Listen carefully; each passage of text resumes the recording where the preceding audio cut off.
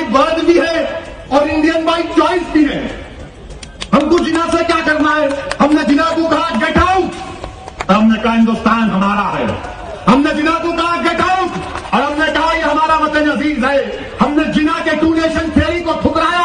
अगर 10 से 15 मुस्लिम एमपी होते तो हिंदुस्तान की पार्लियामेंट में असदुद्दीन ओवैसी अकेला महसूस नहीं करता अपने आप को। सबके पास जाकर समझा रहा था, हर एक के पास गया और खुदा की कसम मुझे जिंदगी में कभी इतना अकेलापन महसूस नहीं। और ये देखिए यहाँ पे जनाजा रखा हुआ है, यहाँ 3 दिन हो गए तकरीबन, मगर यहाँ की कितनी फोर्स है।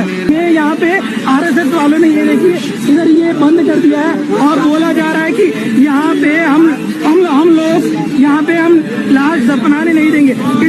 आपने कई बार पाकिस्तानियों को या हमें लेट डाउन करने की कोशिश की, लेकिन हमें गिला आपसे अब भी नहीं है। हम सिर्फ अपने लोगों को ये वीडियो दिखाकर कुछ समझाना चाहते हैं कि जिनके दिलों में भारत के लिए मोहब्बत बढ़ती जा रही है और उसके पीछे भारत की वो फंडिंग है जो अपने मीडिया, अपने सोशल मीडिया, अपनी हुकूमत और अपनी खुफिया एजेंसीज के जरिए पाकिस्तानियों पर इन्वेस्ट कर रहा है और उनके जहनों को मैनिपुलेट करने की कोशिश कर रहा है और काफी हद तक उसमें कामयाब भी हो चुका है। क्योंकि आप अब बाहर निकलिए किसी भी पाकिस्तानी और से ही पूछे कि पाकिस्तान और भारत में से आप किसे चॉइस करेंगे, किसे चूज करेंगे और कौन ज्यादा बेहतर है, तो वो बरमला इस बात का इजहार करेगा कि भारत बेहतर है। क्यों बेहतर है?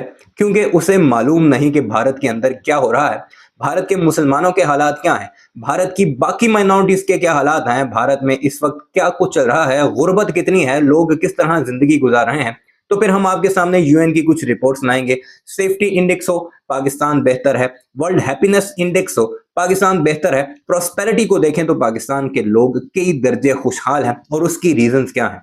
ये जो लेपापोती करके हम लोगों के सामने एक तस्वीर पेश की जाती है प्रॉस्पर इंडिया की या फिर दुनिया की सबसे बड़ी जमहूरियत, सो कॉल्ड जमहूरियत की, उसके चेहरे से अगर आप निकाब हटाकर देखें, उसका जो पर्दा उसने डाला हुआ है वो हटाकर देखें, तो आपको वो गन नजर आएगा जो शायद आप नहीं जानते। और उसकी रीजन ये है कि हमारे मीडिया में उस पर बात नहीं होती, हमारे सोशल मीडिया पर उस पर बात नहीं होती, हम लोग जो बात करते हैं उसे सुना नहीं जाता या उसे आगे शेयर नहीं किया जाता। तो आपसे रिक्वेस्ट है, इस वीडियो को ज्यादा से ज्यादा शेयर कीजिए, उन लोगों तक भेजिए जो भारत के राग अलापते हैं, ताकि उन्हें सबसे पहले वहां के मुसलमानों के हालात पता लग जाएं।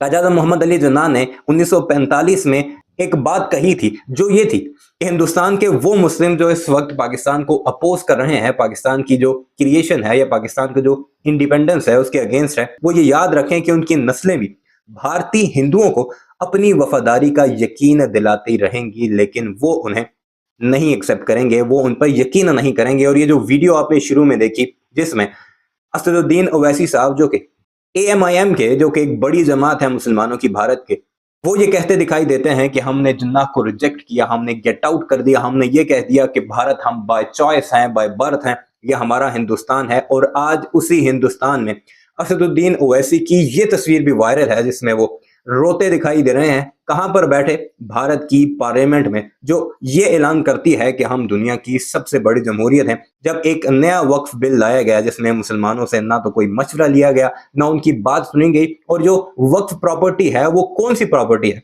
वो प्रॉपर्टी है जिसमें कोई मुसलमान अपने जाती पैसे से खरीदी हुई प्रॉपर्टी मुसलमानों की फलाह बहबूद के लिए वक्फ करता है, उसे अल्लाह की राह में देता है कि इससे मेरे आने वाली नस्लें, मेरे मुसलमान जो हैं वो फायदा उठा सके। और इसमें हिंदू राजाओं ने भी वक्फ की है, मुस्लिम राजाओं ने भी वक्फ की है, और ज्यादातर प्रॉपर्टी वो है जो मुतवसत तबका जो मुसलमानों का था उसने अपने मरने से पहले अपनी बड़ी बड़ी जागीरें, प्रॉपर्टीज मुसलमानों के लिए वक्फ की कि इसमें ईदगाहें बने, इसमें जनाजा गाहें बने, इसमें मसाजिद बने, और जो प्रॉपर्टी हो उसे रेंट आउट किया जाए और उससे जो पैसा आए वो मुसलमानों की फलाह बहबूद के लिए खर्च हो। वो मुसलमान जो कि भारत में कसम पुरसी की जिंदगी गुजार रहे हैं। लेकिन अब जो अमेंडमेंट आ चुकी है, जो नया बिल आ चुका है, उसमें वो जो वक्फ बोर्ड था जिसमें मुसलमानों की रिप्रेजेंटेशन थी उसे मुकम्मल खत्म करके भारत की नरेंद्र मोदी सरकार ने सब कुछ अपने हाथ में ले लिया है। और ये जो मुसलमान दावा किया करते थे कि हम बाय बर्थ और बाय चॉइस इंडियन है, वो अब पार्लियामेंट में बैठे रोते दिखाई दे रहे हैं। ये है वो चंद कहानियां। इस वीडियो में आगे चलकर वो एक स्पीच भी दिखाएंगे, लेकिन सबसे पहले एक छोटा सा टुकड़ा ये वीडियो का मुलाहिजा कीजिए जिसमें असदुद्दीन ओवैसी साहब फरमा रहे थे कि वक्फ बिल के अगेंस्ट खड़े हो जाओ, नहीं तो ये RSS वाले और ये दूसरे हिंदू तंजीमें जो हैं ये तुम्हें कब्रिस्तान में फूल चढ़ाना भी नहीं देंगे, तुम्हें कब्र में दफन करना भी नहीं देंगे अपने मुर्दे। और ये सब कुछ शुरू हो चुका है सिर्फ और सिर्फ एक दिन के बाद या 2 दिन के बाद, जब से ये वक्फ बिल बाकायदा तौर पर भारत की पार्लियामेंट से यानी दोनों हाउसेस से मंजूर हुआ है। तो आइए दिखाते हैं आपको असदुद्दीन ओवैसी का वो मौकफ। पहले तो आपने शुरू में देख लिया कि पाकिस्तान के बारे में या जिन्नाह के बारे में, कायद-ए-आज़म के बारे में वो क्या कह रहे हैं, और अब उनके हालात क्या हैं कि रोते तो हैं लेकिन आंसू पूंछने वाला नहीं है कोई। लेकिन हम फिर भी आपके साथ हैं, हमारा दिल आपके साथ धड़कता है, क्योंकि हम एक ही जगह से अलग हुए हैं। हमने एक रास्ता अपनाया है, आपने दूसरा रास्ता अपनाया है, जो हम आपको समझाते रहे या हमारे लीडर्स आपको समझाते रहे कि उस रास्ते से निकलो, मुसलमानों की जो मेजॉरिटी है उसके साथ आ जाओ। लेकिन उस वक्त आपने हिंदुस्तान के उन नेताओं की बातों में आकर वो फैसले किए जिसको आज आप भुगत रहे हैं। वीडियो को लाइक जरूर कीजिएगा, चैनल को सब्सक्राइब जरूर कीजिएगा और कमेंट सेक्शन में इस बारे में अपनी राय का इजहार भी जरूर कीजिएगा।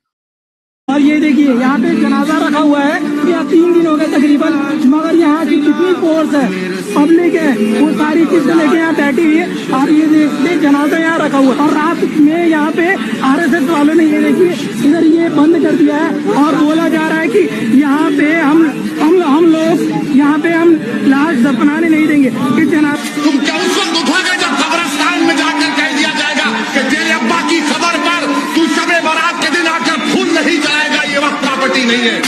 तुम उस वक्त रोगे, तुम उस वक्त जागोगे जब क़यामत का सूर फूंका जाएगा। ये वक्त है उठने का। सर, ये वक्फ तरमीमी बिल भारत के गयूर मुसलमानों के ईमान पर, इबादत पर एक हमला है। नरेंद्र मोदी की हुकूमत ने इस मुल्क की सबसे बड़ी अक़लियत के खिलाफ एक ऐलान जंग कर दिया और ये जंग ना सिर्फ मेरे जिस्म पर है, बल्कि मेरी आज़ादी पर, मेरी समाजी और माशी मार्जिनलाइजेशन पर है, मेरी शहरियत पर है, मेरे मदरसे, मस्जिदों, खानखाओं और दरगाहों को निशाना बनाया जा रहा है। और ये हुकूमत सच्चाई को नहीं बयान कर रही है कि ये तरमीमी बिल से मुसलमानों का तहफ़्फ़ुज़, तरक्की और गुर्बत का खात्मा होगा। ये सरासर झूठ है। सर, अगर आप आइन के आर्टिकल 14 को देखेंगे तो उसमें लिखा हुआ है इक्वल प्रोटेक्शन। अब आप देख लीजिए सर के हिंदू, सिख और जैन को और बौद्ध को उनके एंडोमेंट में तहफ़्फ़ुज़ मिलेगा, क्योंकि उनका एंडोमेंट बाय यूजर बरकरार है और उनका एडमिनिस्ट्रेशन उनके हाथ में होगा। गैर हिंदू या गैर उनके मजहब का आदमी दान भी दे सकता है उनके लिए, और एंडोमेंट बोर्ड का तहफ़्फ़ुज़ भी मिलेगा, क्योंकि उसके ऊपर ओवरराइडिंग क्लॉज अप्लाई नहीं होगा, लिमिटेशन का कानून उस पर अप्लाई नहीं होगा। उसके बरक्स ऑपोजिट आप देख लीजिए, मुस्लिम वक्फ को वक्फ बाय यूजर निकाल दिया गया। एक मुस्लिम वक्फ की जायदाद पर कब्जा होगा, लिमिटेशन लगेगा, तो जो एनक्रोचर है, जो काबिज है, वो रातों रात मालिक बन जाएगा और एक गैर मुस्लिम वक्फ बोर्ड को एडमिनिस्टर करेगा। ये आर्टिकल 14 के इक्वल प्रोटेक्शन का वायलेशन। अब आर्टिकल 14 में सर इक्वालिटी बिफोर लॉ भी है, और उसका कैसा वायलेशन हो रहा है कि कोई आर्बिट्री स्टेप नहीं ले सकता और कोई भी ऑफिशियल किसी भी तरीके से गलत आर्बिट्री फैसला नहीं लेगा। यहां पर आप एक डेजिग्नेटेड ऑफिसर को रखकर वो फैसला लेगा कि ये जायदाद वक्फ की है, गवर्नमेंट की है,